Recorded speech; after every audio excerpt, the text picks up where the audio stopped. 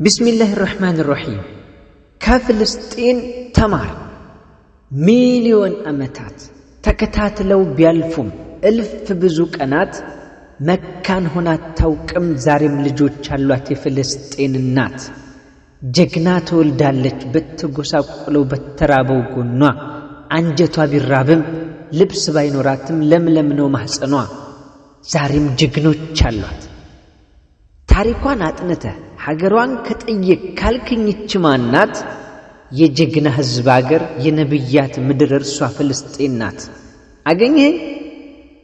ኤውማ የምዕራቡን ሴራ፣ የአሜሪካንን ሸፍጥ፣ የአይሁድን ቁማር፣ የእምነትን ጽናት፣ የጀግንነትን ጥግ፣ የውበትን ማማር፣ ሽርክና ተውሂድን ከእስራኤልና ከፍልስጤን ተማር።